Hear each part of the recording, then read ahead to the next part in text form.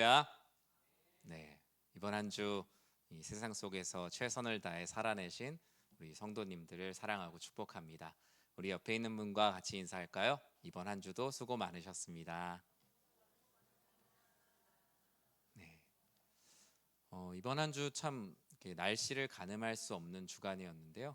우리 사랑하는 성도님들 이제 7월 여름 초입인데 지치지 않으시고 하나님께서 주시는 은혜로 날마다 새 힘을 얻어 살아가시는 모두가 되시길 다시 한번 주님의 이름으로 축복합니다.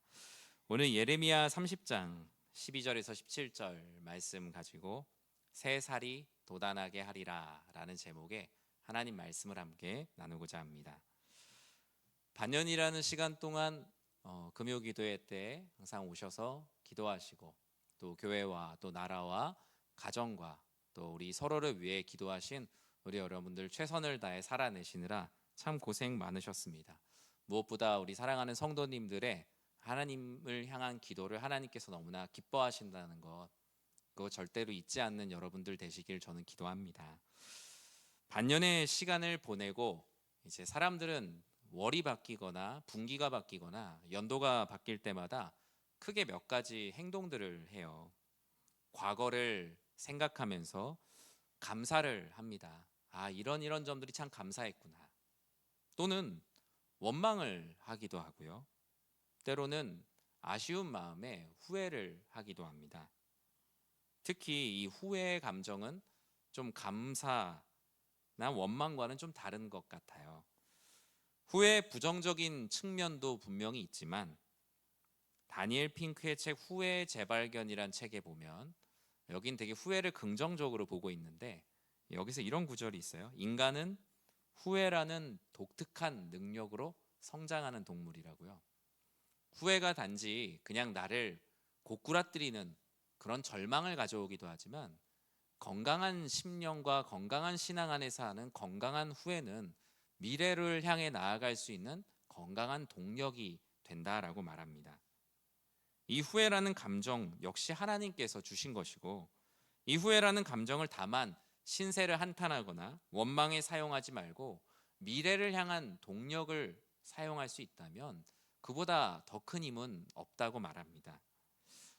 오늘 본문의 유다 백성들은 아주 치명적인 상처를 입었다고 서로의 상처를 자랑하는 자랑 대회가 아닌 자랑 대회 가운데 있습니다. 내가 더 큰 상처를 입었어. 내가 더 힘들어. 나는 그때 이런 일로 힘들었어. 라면서 서로가 서로의 아픔들을 이야기하는 시간들이 아주 오래되었죠. 그런데요, 상처라는 것이 어떤 걸까요? 상처는 누군가가 나에게 입혀서 생기기도 하지만요, 자기 스스로 잘못해서 생기는 상처도 참 많이 있어요. 저는 오늘 본문의 이 후자의 상처에 집중해서 이야기를 나눠보려고 합니다. 유다 백성들의 상처는 하나님이 보실 때는 누군가로부터 입은 상처라기보단 그들 스스로가 만든 상처라는 것을 하나님께서 알려주셔야 했어요. 여러분들 오늘 설교를 들으시다가 기분이 언짢을 수도 있다는 사실을 미리 말씀드립니다. 왜냐하면 우리가 보통 교회에서 상처라고 하면요, 항상 누군가로부터 내가 받고 나는 항상 피해자라는 생각을 많이 합니다. 그래서 어느 공동체들 가봐도요, 상처를 받은 사람은 많은데 상처를 준 사람은 없는, 가해자는 없는데 피해자만 많은 공동체들이 있는데 대표적인 공동체가 교회입니다. 누군가로부터 상처를 받았다곤 하는데 상처를 준 사람은 아무리 조사해봐도 없어요. 그리고 실제로 없는 경우도 있습니다.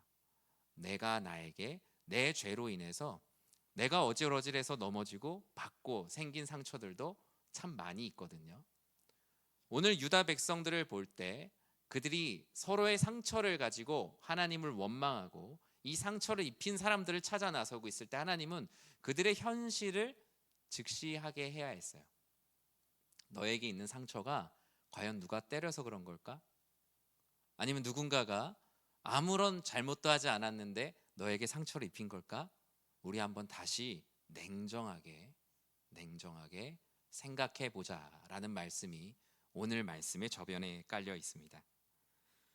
그들의 상처는 그들이 자초한 장처였고 하나님께 불순종하여서 생긴 상처였고 예레미야를 비롯한 선지자들의 외침에 귀를 기울이지 않아 조심하지 않아서 생긴 상처들이 대부분이었습니다. 우상 숭배는 날로 커져갔고 우상 숭배를 하면서 찾아오는 원망감은 그들의 마음의 상처가 되었죠. 자신의 신앙적인 문제를 다른 사람에게 뒤집어 씌우는 일에 유다 백성들은 익숙했어요. 얼마나 유다 백성들이 가지고 있는 상처가 큰지 12절과 13절에 다음과 같이 말씀하고 있습니다. 같이 한번 12절 13절을 읽어보겠습니다. 여호와께서 이와 같이 말씀하시니라.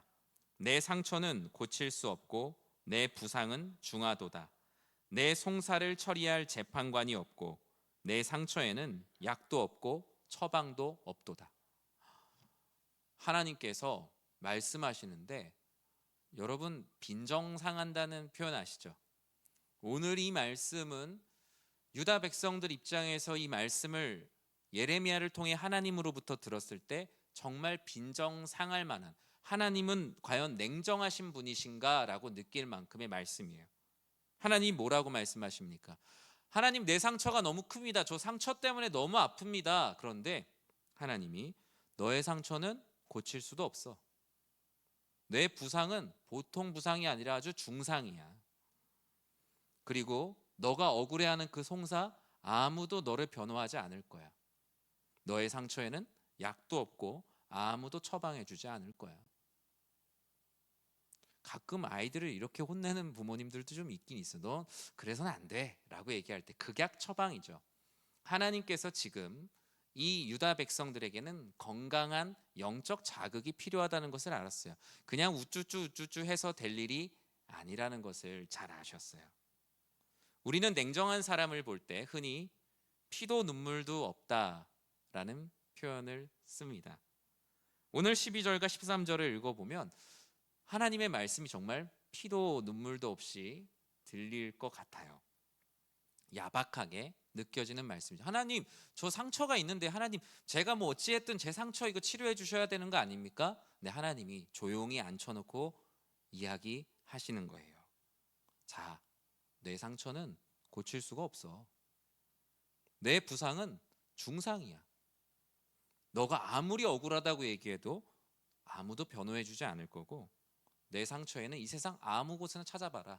약도 없고 처방해 주지도 않을 거야.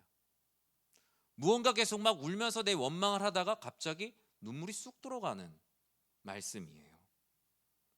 예레미야는 깊은 상처로 죽어가는 유다 백성들을 향해 이 하나님의 말씀을 그대로 전합니다. 예레미야가 자신의 평판을 생각하는 선지자였다면 절대로 하나님의 말씀을 그대로 말할 수 없었을 거예요. 인기 떨어지잖아요. 왜냐하면 당시 백성들에게 인기 있는 선지자가 있었거든요. 이름은 거론되지 않았지만 거짓 선지자라고 말하는 수많은 무리들이 있었어요. 여러분 무조건 잘 될 겁니다. 지금 그렇게 하셔도 돼. 얼마든지 그렇게 신앙생활 하셔도 됩니다. 북돋아주는 많은 선지자들이 있었는데 하나님은 그들을 향해서 거짓 평안을 선포하는 이들이라고 말했어요. 구덩이로 떨어지는 것도 모르고 계속 그렇게 가세요. 잘하는 겁니다. 라면서 칭찬해주고 격려해주는 그 모습을 오히려 저 사람들은 영혼을 죽이는 사람들이라고 하나님께서는 경계하라고 하셨죠. 어쩌면 전하기 싫은 말씀, 상처로 신음하고 후회하는 백성들에게 너의 상처는 고칠 수 없다라고 말하는 그 예레미야의 마음은 어땠을까요? 오늘 본문에서는 상처를 치유하는 하나님의 방법을 우리가 볼 수 있어요. 조금 어려운 이야기지만 여러분 한번 집중해서 같이 나눠봤으면 좋겠습니다. 하나님은 과연 인간의 상처를 어떻게 치유하시는가? 그 첫 번째는 먼저 상처의 근원을 먼저 알게 하세요. 이 상처가 과연 어디로부터 온 상처인가? 내가 정말 하나님 앞에 신실하게 살았는데 그럼에도 불구하고 생긴 상처인지, 아니면 하나님 앞에 내가 속된 말로 막 살아서 막 부딪혀서 생긴 상처인지 먼저 그 상처를 정확히 분별하는 것으로부터 상처의 치유가 시작된다라고 말씀합니다. 하나님은 우리의 상처를 치유하시기 위해 먼저 스스로 치유할 수 없음을 알게 하세요. 유다 백성들의 몸과 영혼은 계속되는 전쟁에 대한 불안감의 상처, 잦은 전쟁으로 인한 육체의 상처, 무엇보다 하나님을 떠나 죄 가운데 살아가는 영혼의 깊은 상처를 입었어요. 그런데 여러분이 받은 모든 상처가 정말 의로운 상처일까요? 한번 심각하게 한번 생각해 보자는 거예요. 내가 내 마음 가운데 속상하고 힘든 게 항상 의로운 것일까요? 제 개인적으로 적용해 보니까 그렇지 않을 때가 참 많았던 것 같아요. 내가 상처받았어, 속상해, 화가 나라고 생각했던 것들은 사실 내가 하고 싶은 것을 하지 못해서, 내가 할 수 있는 것들이 내 능력만큼 되지 않아서, 어쩌면 내가 상처받았다고 하는 많은 것들이 내 안에서 내가 나를 긁어서 만든 상처가 참 많았더라고요. 유다 백성들의 상처는 하나님이 보실 때 어떤 상처였냐면요, 자기가 자기의 몸을 긁어서 난 상처와 같았어요. 하나님은 먼저 일을 분명히 하셔야 됐어요. 그냥 좋은 게 좋은 거다라면서 가는 것이 좋은 게 아니라는 것을 잘 아셨죠. 지금 너희들의 상처로 인한 고통은 너희의 죄 때문이라고요. 너의 부상이 지금 중상인 이유 역시 너의 죄가 중하기 때문이라고요. 그렇기에 너는 유죄이며 어떤 사람도 너를 변호해 주지 않을 거라고요. 그리고 지금 그 상처는 하나님을 위한 상처가 아니라 오직 너 자신을 위한 상처이기 때문에 너 자신에게는 약도, 너 자신에게는 처방도 없다라는 것을 하나님은 냉정하지만 분명히 하셔야 했어요. 왜 하나님이 이렇게 냉정하리만큼 상처의 근원을 알게 하실까요? 그것은 치유하기 위해서요. 여러분, 의사분을 만나셔서 진료를 받아보셨을 거예요. 근데 여러분이 중병에 걸려서 아픈데 그냥 기분만 맞춰주는 의사에게 여러분의 몸을 맡기시겠습니까? 아, 이 사람이 이렇게 얘기하면 상처받을 것 같으니까 그냥 괜찮다고 얘기해야겠다. 지금 중병에 걸려서 당장 이 삶을 바꾸지 않으면 건강이 나빠질 걸 아는데, 아, 이분이 이렇게 얘기하면 기분이 나쁠 것 같으니까 그냥 좋게 얘기해서 돌려보내자.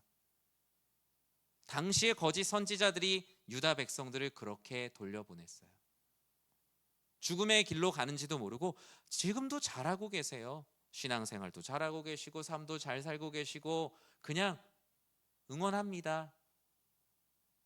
그런데 하나님께서 보실 때는 이들에겐 응원이 먼저 필요한 것이 아니라 당신의 상처가 무엇으로 인해 생겼는지에 대한 정확한 규명이 필요했어요. 왜 상처가 생겼는지를 알아야 우리가 정확히 치료할 수 있잖아요. 유다 백성들은 심지어 자신들이 지금 겪고 있는 상처, 많은 민족으로부터 고난을 당하고 자신들의 삶이 잘 풀리지 않는 것들을 하나님 때문이라고 생각했어요. 그러나 하나님은 너무나 분명히 선을 그으셨어요. 그거 나 때문이 아니라 바로 너 때문이라고요. 인간은 어떤 동물도 가지지 못한 책임 회피라는 능력을 갖고 있습니다.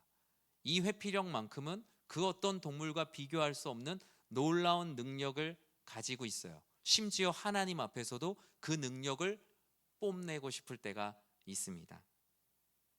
가정이 화목하지 않을 때 나에게서 먼저 원인을 찾기보단 가족들 다른 가족 구성원 안에서 이 가정의 화목을 깨뜨리는 사람이 누군지 먼저 찾아요. 인생이 잘 풀리지 않을 때 내가 얼마나 신실하게 노력했는가를 먼저 생각하기보다는 주변의 환경이나 심지어 낳아주시고 길러주신 부모님을 원망하기도 하는데 우리는 익숙합니다. 결과가 좋지 않을 때는 그 결과에 대한 음모가 있을 것이라고 생각하고 내 마음대로 되지 않을 때는 내 마음을 해친 상대의 마음을 먼저 정죄해 보려고 노력하죠. 그리고 그저 나 상처받았어 라고 말합니다. 유다 백성들은 자신들의 상처를 치유하기 위해 하나님이 아닌 다른 나라를 의지하면서 자신들의 상처를 치유해 보려고 했어요. 내가 왜 이렇게 힘들지? 이 나라도 의지해보자, 저 나라도 의지해보자, 이 일도 해보자. 상처에다가 수많은 방법들을 붙여봤지만 상처의 근원 자체를 분별하지 못했기 때문에 도무지 낫지를 않는 거예요. 자꾸 더 덧나는 거예요. 하나님 말씀하세요. 주위를 둘러보렴. 너희의 상처를 치유해 준다고 했던 그들 다 이미 떠났어. 너를 잊었고 그 상처는 너와 그들로 인해서 치유할 수 있는 게 아니야. 하나님은 유다 백성들을 더 이상 아무도 의지할 수 없는 코너로 몰고 가요. 그럼 과연 하나님이 왜 이 백성들을 아무것도 의지할 수 없는 구석으로 몰아가실까요? 구석에 몰아가게 하셔서 그들을 죽이는 것이 하나님의 뜻일까요? 결코 그렇지 않습니다. 하나님은요, 오직 하나님만 의지하도록, 그리고 그 상처를 정확히 분별해서 너로 인한 너의 상처는 회개하고, 너로 인한 것이 아니라 이 세상의 어려움으로 인한 상처는 내가 치유하겠다라며 분명한 구분을 하길 원하세요. 구석까지 몰아가셔서 오직 주만 바라볼 수 있도록 코너로 때로는 몰아가세요. 하나님께서는 지금 이 예레미야 30장을 통해서 유다 백성들이 그 어떤 반론도 하나님 앞에 제시하지 못하도록 완전히 구석으로 몰아가고 계세요. 15절에 그 구석에서 말씀하시는 그 말씀은 더 차갑게 느껴져요. 15절 말씀을 같이 한번 읽어보겠습니다. 너는 어찌하여 내 상처 때문에 부르짖느냐? 내 고통이 심하도다. 내 악행이 많고 내 죄가 허다함으로 내가 이 일을 너에게 행하였느니라. 지금 너희가 왜 이렇게 고통받고 있는지 내가 알려주겠다. 너는 너의 상처 때문에 지금 하나님 나 힘듭니다. 나 너무나 아픕니다. 왜 나에게 이런 일을 주십니까? 라고 나에게 지금 기도를 하는데 우리 다시 잘 생각해 보자. 너의 고통이 심하다. 내 악행이 많다. 내 죄가 허다하기 때문에 지금 너는 그런 상처를 경험하고 있다라고 말씀하세요. 우리는 참 어렵고 심각한 문제이지만 여러분의 삶에 힘든 문제가 과연 바울과 같이 그리스도 예수를 위해서 살아가다가 남게 된 그 상처인지 아니면 오롯이 나를 위해서 살다가 생긴 상처인지를 정확히 구분해야 합니다. 내가 세상을 좋아하다가 그 세상에 취해서 넘어져서 난 상처인지, 취할 대로 취해서 전봇대에 머리를 부딪혀서 난 상처인지를 우리는 구분해야 돼요. 그래야만 우리는 그 죄로부터, 그 상처로부터 치유함을 얻을 수가 있어요. 우리가 죄 용서함을 받고 구원을 받는 건 무엇입니까? 죄를 지었는데 없던 일로 해주는 것이 구원이 아닙니다. 내가 하나님께 죄를 지었는데 하나님이 죄 지어도 괜찮아요, 내가 무조건 용서해 줄 거니까 그냥 달래주는 것이 아닙니다. 구원엔 철저한 회개가 늘 동반돼요. 하나님, 제가 하나님의 영광이 아니라 제 뜻대로 살다가 다칠 대로 다쳤습니다. 하나님, 제가 하고 싶은 대로 하다가 제 마음에 상처를 입었고 인간관계에 있어서도 제가 주도적으로 제 맘대로 하고 싶어서 하다가 사실 제가 낸 상처입니다. 하나님께 진실하게 고백하는 사람을 하나님께서는 기뻐하시고 그들이 잘못했을지라도 구원하신다고 약속하셨어요. 그래서 하나님의 죄 용서하시면은 은혜와 감동이 있는 거예요. 하나님, 내가 내 뜻대로 오로지 나를 위해서 내 욕심대로 살다가 난 상처인데 하나님께 진실하게 고백하니까 그래, 내가 진실하게 나에게 고백했구나, 내가 너를 고쳐주겠다. 그런데 우리가 하나님께 기도할 땐 때로는 내 욕심 때문에 난 상처인데도 마치 그냥 세상살이에서 나는 의롭게 살았는데 생긴 상처처럼 하나님께 기도할 때가 있어요. 근데 하나님은 그때 오늘 말씀처럼 찾아와서 우리들에게 말씀합니다. 나는 너가 차라리 너 욕심 때문에 죄를 지었다, 너의 욕심 때문에 상처를 입었다라고 나에게 기도했으면 좋겠다. 그러면 나는 너를 얼마든지 고쳐주고 치유하고 구원하고 회복할 능력이 있단다. 다만 나에게만큼은 진실한 나의 백성들이 되었으면 좋겠다.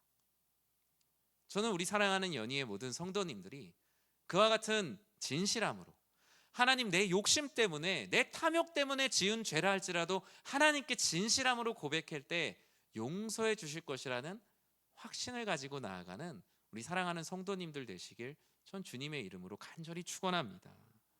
주님께서는 말씀하시잖아요. 17절에 보면 이렇게 말씀하세요. 여호와의 말씀이니라. 그들이 쫓겨난 자라 하매 시온을 찾는 자가 없은즉 내가 너의 상처로부터 새 살이 돋아나게 하여 너를 고쳐 주리라. 하나님은 너의 죄가 너의 욕심으로 인해서 지은 죄라는 것을 인정하고 고백하는 자에게 그 상처를 치유하시며 새 살이 돋아나게 하리라 라고 약속하셨어요. 저는 우리 사랑하는 성도님들의 그 상처를 진실함으로 고백하는 그 자리에 정말 하나님의 은혜로 새 살이 돋아나길 진심으로 축원합니다. 그러나 우리가 죄 앞에서 내가 상처를 입었는데 내 죄를 고백하지 않는 자리는 계속 상처를 또 다른 상처로, 아니면 상처를 치유할 수 없는 것으로 계속 덮는 것에 불과해요. 하나님은 상처의 근원을 정확히 짚고 가셨죠. 하나님은 그냥 마냥 들어주시는 분이 결코 아니십니다. 누구나 죄 용서를 받을 수 있지만 아무나 죄 용서를 받을 수는 없다는 것이 성경의 핵심입니다. 뭐라고요? 누구나 죄 용서를 받을 수 있지만 아무나 죄 용서를 받을 수 없다. 아무나에서 누구나가 되는 길은 무엇입니까? 내가 지은 죄는 내가 지었다라고. 모든 상처를 남이 준 것이 아니라 내가 나를 위해, 나의 욕심을 위해 만든 상처만큼은 하나님 이거 내가 나에게 남긴 상처입니다라고 진실함으로 회개하는 사람, 바로 그 사람이 아무나에서 누구나로 갈 수 있는 것이죠. 상처가 나로 인한 상처임을 인정하고 하나님 앞에 회개하는 시간은 정말로 힘든 일이에요. 특히 하나님 앞에 의로운 일이라고 말할수록 더더욱이 힘든 일이에요. 제가 이전에 설교 때도 한번 이야기했었는데, 전에 같이 사역하시던 담임 목사님께서 이전에 세미나를 하실 때 개척교회 목사님들 한 20분 정도를 모시고 세미나를 하셨어요. 제가 그걸 이렇게 준비를 했어요. 서울에 한 명, 경상북도에 한 명, 경상남도에 한 명, 이렇게 지원하신 분들을 한 20명 정도만 이렇게 추렸습니다. 그래서 목사님 오늘 강의 제목 어떤 걸로 할까요? 그래서 이제 강의 제목을 받았는데 제목을 보고 제가 너무 놀랐어요. 제목은 개척교회를 하면서 지은 나의 죄였습니다. 강의의 제목이 너무 충격적인 거예요. 뭐 보통 이러면 뭐 교회가 어떻게 성장했다 뭐 이런 강의인데 PPT로 강의 제목을 쓰는데 이걸 이렇게 써도 되나 싶었어요. 개척교회를 하면서 지은 나의 죄. 그러면서 목사님은 자신이 개척교회 목사로서 있었던 자신의 죄를 강의로 하셨어요.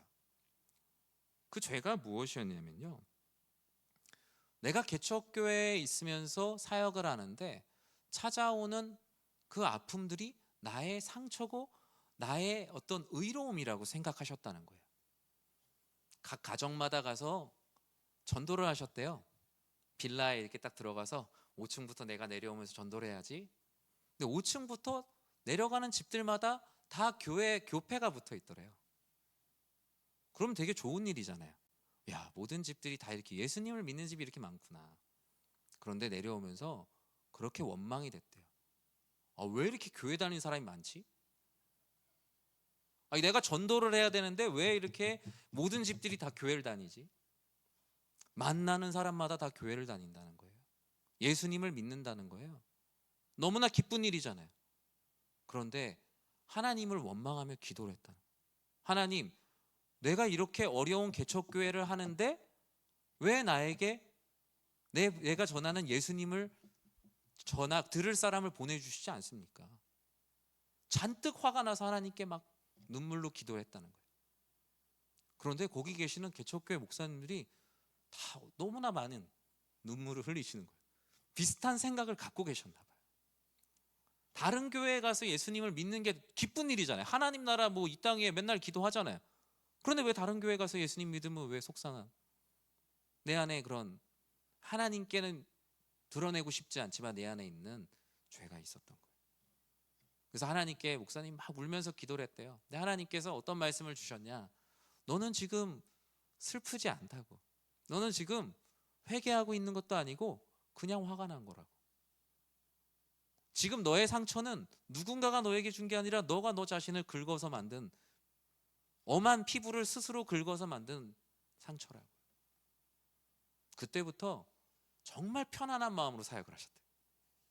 정말 평안한 마음, 하나님께서 주시는 마음으로 살아가고, 내가 어떤 속상한 마음이 있을 때 이게 내가 나를 긁어서 만든 속상함인지, 아니면 정말 내가 하나님 나라를 위해 살다가 이 세상으로부터 내가 부딪혀서 난 상처인지를 철저하게 기도하시면서 구분하셨다는 거예요. 사랑하는 성도 여러분, 마치 우리가 내가 만든 상처를 내가 나의 죄라고 인정하는 것은요, 벗겨진 피부에, 피가 흐르는 벗겨진 피부에 소독약을 확 바르는 것과 같아요. 여러분, 두렵죠? 얼마나 따갑습니까? 그런데 하나님은 그것이 바로 회개라고 말합니다. 너의 상처가 어디로부터 왔느냐? 너의 욕심으로 인해서 벗겨진 상처라면 거기에다 회개라는 소독이 필요하다는 거예요. 그래야 내가 너를 치유할 것 아니냐. 먼저 너의 안에 있는 모든 욕심과 탐욕이라는 균을 완전히 너가 회개함을 통해서 소독해야 내가 그 다음에 꿰매고 치유할 것이 아니냐. 결국 하나님께서 이 유다 백성들을 계속 코너로 몰아가시고 냉정하게 말씀하시는 것은 그들을 살리려고요. 누군가는 이렇게 냉정하게 이야기해야 되지 않겠냐. 그런 소독의 과정을 거치지 않고 대충 걸레로 덮어놓으면 어떻게 됩니까? 상처가 치유되기는커녕 덧나고 덧나서 나중에는 더 힘든 시간을 견뎌야 돼요. 내가 회개하지 않은, 내가 만든 상처가 아니라고 생각했던 많은 것들이 오히려 괴사가 되어버립니다. 주변 강대국들은요, 이런 유다 백성들을 뭐라고 불렀냐면 소박대기라고 불렀어요. 지금 안 쓰는 말이죠. 옛날 공동번역본에 보니까 소박대기라고 불렀어요. 소박대기. 소박대기가 뭡니까? 대기라는 말도 요즘 잘 안 쓰지만, 남편에게 소박을 당한 여자를 낮잡아서 부르는 말을 소박대기라고 불렀어요. 그러니까 당시 유다 백성들이 하나님을 잘 믿다가 지금 되게 고생하고 있는 모습을 보면서 주변에 있는 나라들은 유다 백성들을 어떻게 조롱했냐면, 하나님이라는 남편 믿고 잘 살더니 이제는 하나님 앞에 소박 맞아 갖고 저 구석에서 고통당하고 있구나라면서 놀렸다는 거예요. 하나님께 버림받은 민족이라고 주변에 있는 많은 민족들이 놀렸어요. 그러나 하나님 말씀하셨어요. 유다 백성들을 완전히 코너에 몰아두고 어깨를 딱 잡고 이야기하시는 거예요. 너는 분명히 잘못을 했다. 그로 인한 상처가 있다. 그러나 지금 이 순간에 다른 것 바라보지 말고 오직 이 코너에서 나만 바라보고 나를 믿고 나에게 기도하면 나는 이전에 너의 어떤 일도 묻지 않겠다. 너의 상처에 새살이 돋아나게 할 것이다. 이것이 바로 하나님께서 백성들을 향한 진정한 회개와 진정한 치유의 길, 거짓 선지자들이 말하는 얼토당토 않는 이야기와는 완전히 다른 진정한 회복의 말씀이 이 예레미야 30장에 쓰여져 있습니다. 사랑하는 성도 여러분, 여러분의 인생에도 참 상처가 많으시죠? 저도 많이 있습니다. 한 주를 살다가도 크고 작은 상처들이 우리는 생깁니다. 다른 사람에 의해서 생긴 상처도 있지만 내 욕심으로 내가 긁은 상처도 많이 있어요. 그럴 때마다 하나님께 그렇게 기도하세요. 하나님, 제가 만든 상처를 제가 회개합니다. 그리고 다른 사람이 만든 상처들 또한 하나님께서 아시오니 치유해 주십시오. 그렇지 않으면 우리는 뽑아도 뽑히지 않는 이 쓴뿌리를 뽑을 수가 없어요. 계속 덧나게 되고 우리를 괴롭힙니다. 상처를 치유하실 분은 오직 주님이심을 믿고, 때로는 그 상처의 근원이 나의 욕심이라는 것이 드러나는 과정이 고통스럽고 수치스러울 수 있어요. 하지만 하나님 앞에 상처 그대로의 나, 맨몸의 나를 보일 때 하나님은 너의 상처로부터 새살이 돋아나게 하겠다라고 약속하셨어요. 백성들이 포로로 끌려가는 과정이 바로 그런 자신들의 죄를 회개하는 과정이었습니다. 새살이 돋는다는 건 나의 삶이 거룩한 흐름이 생기고 영육의 건강함이 회복되는 거예요. 혈액순환이 잘 되면 안색이 좋은 것처럼 상처가 나의 죄로 인함을 인정하고 하나님께 상처 입은 몸을 내어드릴 때 하나님은 생기를 불어넣으시며 거룩한 흐름을 비로소 내 안에 만들어주세요. 인생뿐만 아니라 가정도 그렇습니다. 가정의 상처는 어떻게 치유할 수 있겠습니까? 자가 치유가 되지 않습니다. 세사를 돋게 하시는 하나님께 여러분의 가정의 상처를 그대로 올려드리시기 바랍니다. 누군가를 탓할 필요도 없습니다. 오직 하나님께서 우리 가정의 상처를 치유하실 것을 믿고 기도하실 때 여러분들의 가정의 그 상처에 새살이 돋아나게 하실 거예요. 만약에 이 세상은 어떻죠? 내가 상처 받았으니까 어떻게 합니까? 너도 똑같이 그 상처를 만들어주겠다라고 말해요. 눈에는 눈, 이에는 이라고 하죠. 상대방에게 내가 받은 상처를 똑같이 내주거나 더 큰 상처를 만들고 비로소 내 상처가 더 작다라고 안도하는 것은 거짓 평안이겠죠. 여전히 내 안에 상처가 낫지 않은 그대로 있습니다. 눈에는 눈, 이에는 이로 하면 결과는 어떻게 되죠? 두 사람 다 눈이 없으니 앞을 볼 수 없고요, 이가 없으니 말할 수도 없고 음식물을 먹을 수도 없는, 눈에는 눈, 이에는 이로 살아갈수록 더 비참한 사람들만 점점 늘어갈 뿐입니다. 그러면 교회의 상처는 어떻게 치유할 수 있을까요? 지난 교회 부임해서 이제 3년이 넘는 시간이 흘렀습니다. 많은 성도님들을 신방하고 만나다 보면 교회 안에서 받은 상처들이 참 많으세요. 그러면 우리는 그 상처가 얼마나 큰지, 내가 얼마나 더 큰 상처를 받았는지 그런 것들을 우리가 자랑하기보단 정말 하나님 앞에 참 어려운 말씀을 드리는 겁니다. 교회의 어려움 가운데 그러면 나는 과연 어떤 모습이었는가? 나는 과연 하나님 앞에 얼마나 진실했는가? 저는 하나님 앞에 우리 교회 공동체가 정말 진실하게 돌아봐야 될 때라고 저는 생각하고 그렇게 기도해요. 제가 목회자여서 이전에 목사님들을 무슨 보호하려는 것도 아니에요. 과연 그게 정말 다 목사님의 탓이었을까? 과연 그게 그때 그 집사님의 탓이었을까? 과연 그게 그때 그 상황의 문제였을까? 우리는 하나님께 기도하면서 그 가운데 내가 미처 나의 욕심과 나의 방광과 나의 죄로 인한 회개하지 못한 것들이 있다면 그것을 하나님께 기도할 때, 우리 교회 구성원 모두가 한 사람 한 사람 그렇게 기도할 때 하나님께서 우리 교회의 상처에 새살이 돋아나게 하실 것을 저는 믿어요. 저는 그 자리가 바로 이런 기도의 자리라고 생각을 합니다.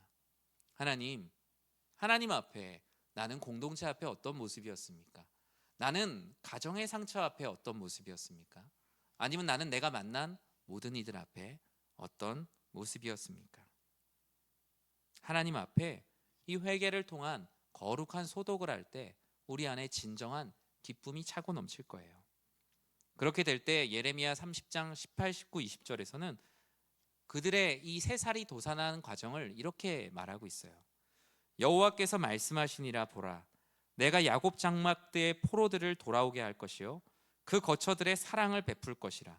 성읍은 그 폐허가 된 언덕 위에 건축될 것이요 그 보루는 규정에 따라 사람이 살게 되리라. 그들에게서 감사하는 소리가 나오고 즐거워하는 자들의 소리가 나오리라. 내가 그들을 번성하게 하리니 그들의 수가 줄어들지 아니하겠고 내가 그들을 존귀하게 하리니 그들은 비천하여 지지 아니하리라. 그의 자손은 예전과 같겠고 그 회중은 내 앞에 굳게 설 것이며 그를 압박하는 모든 사람은 내가 다 벌하리라. 하나님은 이스라엘이라 불렀던 그 전에 아름다운 모습으로 그들을 부르시고 22절에 단 한마디를 이렇게 말씀하세요. 너희가 너희의 욕심과 너희의 탐욕으로 인한 상처였다는 것을 진정으로 회개하는 공동체가 될 때 너희는 내 백성이 되겠고 나는 너희들의 하나님이 되리라. 예레미야는 비로소 이제 말합니다. 너희가 하나님 앞에 진실한 회개를 할 때 나는 너희를 내 백성이라고 말하겠고 나는 너희들의 하나님이 되리라. 결국 하나님께서 원하시는 것은 너희가 너희의 상처 안에서 너희의 욕심과 이 세상으로부터의 상처를 분별하고 하나님 앞에 진실함으로 나아갈 때 나는 너희들의 하나님이 되고 싶고 너희는 나의 백성이 되었으면 좋겠다라는 주님의 사랑입니다. 말씀을 맺습니다. 저는 올해 이제 상반기를 지내고 하반기를 어떻게 시작할까 오늘 말씀을 가지고 생각을 해봤습니다. 여러분의 상반기에 돌아보며 마음 가운데 있는 상처나 아픔, 고통이 있으십니까? 그 가운데 나의 죄와 탐욕으로 인한 상처와 이 세상으로부터 받은 상처를 정확히 구분하시는 여러분들이 되시길 전 기도합니다. 하나님께 회개할 것들을 진실함으로 회개하며 하반기를 맞이하는 우리 모두, 그리고 하나님께 온전하고 신실한 모습으로 나아가는 우리가 될 때 하나님께서는 비로소 우리를 너는 나의 백성이라고, 나는 너의 하나님이라고 말씀할 거예요. 우리 사랑하는 모든 성도님들의 아픈 상처들이 진실한 회개를 통해 치유함을 받고 회복이 되어 기쁨으로 신앙생활 하시는 모두가 되시길 주님의 이름으로 간절히 축원합니다.